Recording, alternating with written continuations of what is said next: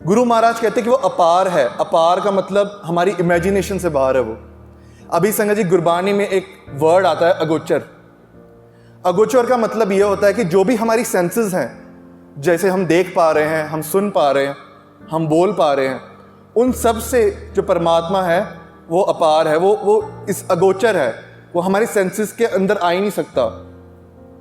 जब एक इंसान नाम जप के, नाम अभ्यास करके, गुरु महाराज की रहत संभाल के, जब गुरु महाराज की कृपा होती है, तब वो अपनी सोचनी से ऊपर उठ जाता है और फिर कहीं जाके उसको परमात्मा के दर्शन होते हैं। लेकिन जब हम इस सेंसेस की बात करें तो इस सेंसेस में जो है वो परमात्मा जो है हम उसको किसी बक्से में बंद नहीं कर सकते, वो अपार है।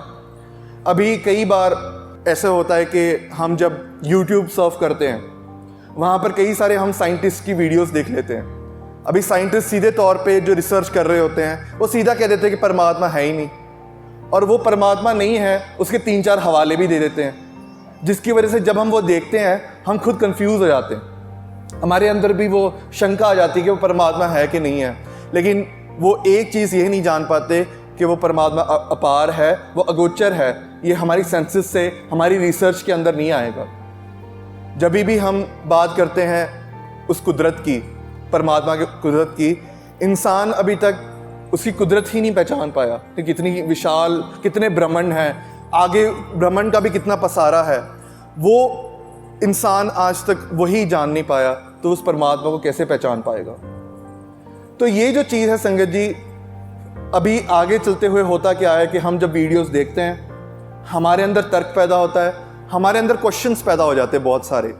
तो इसमें से एक जो बहुत ही इम्पोर्टेंट कंसेप्ट जो हम विचारने वाले हैं वो है कि जब भी हम ज़्यादा ही जो साइंटिफिक वे में अंदर घुसते हैं तो हमारे अंदर कई सारे ऐसे सवाल आते हैं जिसके कोई जवाब दे ही नहीं सकता।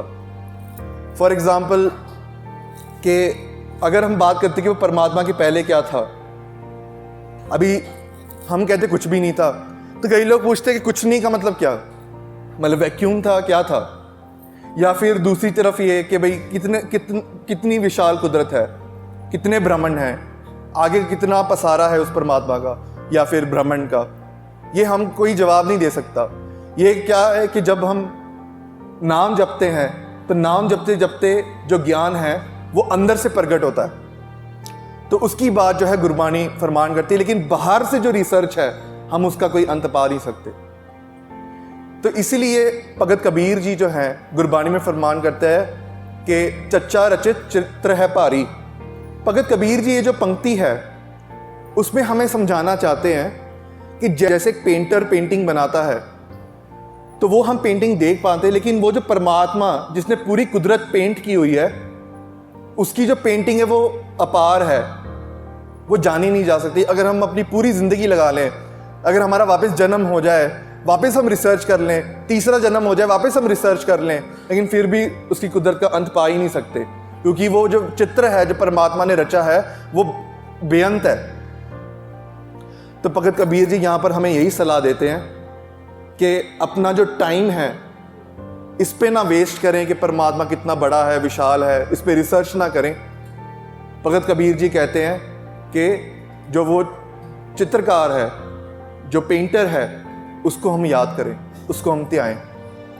तो हमारा जो कंसंट्रेशन है वो यहाँ पर होना चाहिए कि हम गुरु महाराज की रहत कैसे संभालें, परमात्मा का नाम कैसे जपें, अमृत वेले कैसे उठें, सेवा कैसे करें, कितनी सेवा करें, कहाँ एक मौका मिल जाए मुझे कि मैं लोगों की सेवा कर पाऊँ। तो हमारा जो ध्यान है वो इस तरफ केंद्रित होना चाहिए, रादर देन कि वो ऐसे सवालों में उलझे रहना जिसका कोई जवाब ही नहीं मिल पाएगा, अनलेस कि आपकी वो अवस्था पहुँच जाए उतनी।